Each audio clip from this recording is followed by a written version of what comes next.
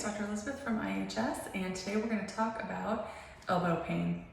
So there's two main types of elbow pain. You might have heard it referred to as golfer's elbow, which is on the inside, and tennis elbow, which is on the outside. The official names of those are medial and lateral epicondylitis, because that's the attachment site that's irritated. You've got a bursa there as well.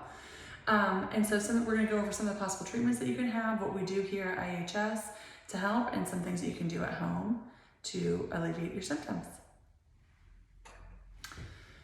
So first of all, why does this happen? It's almost always an overuse injury. So the muscles that attach to the inside for golfer's elbow are going to be flexors, so they're ones that you kind of go like this, okay? And then the tennis elbow is the opposite. The wrist extensors that kind of go like this. And when you get overuses in them, when you overuse it, you can get trigger points and tension. It'll compress some of the nerves. Trigger points themselves can also cause pain.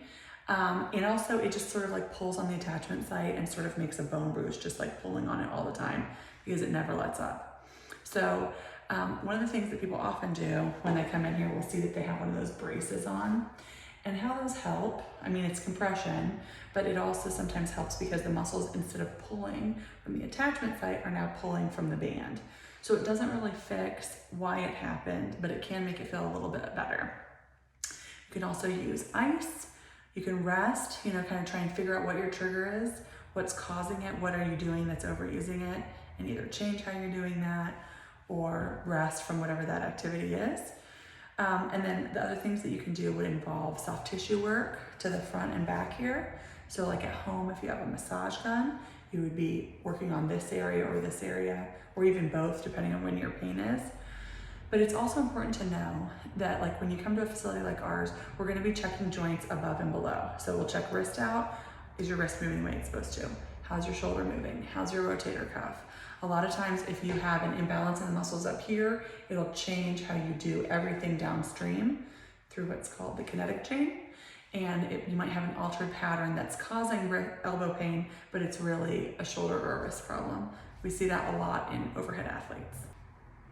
So at IHS, we would evaluate all of those things and figure out where the problem is, where the movement pattern was incorrect, and then we would work on whatever that is. So if it was just right here, we'd try and look for what triggers are causing this and change, like maybe your mouse is too far forward and you have to bring it back, or maybe you're doing a certain exercise incorrectly.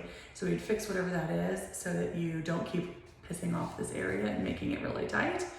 And then if it's something to do with the shoulder, then we would have maybe overhead exercises. We do a combination of soft tissue work, adjustments where needed, if there's joints that are restricted, say in the upper back or the neck. And then we're also doing functional exercises to change the pattern.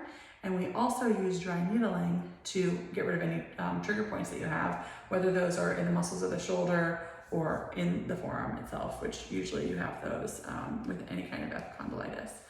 So I hope this has been helpful. There's a lot of ways you can help yourself.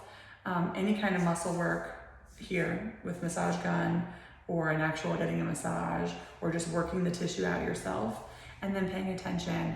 What is bothering it? Maybe you can figure out why so you can alleviate that by stopping the symptoms.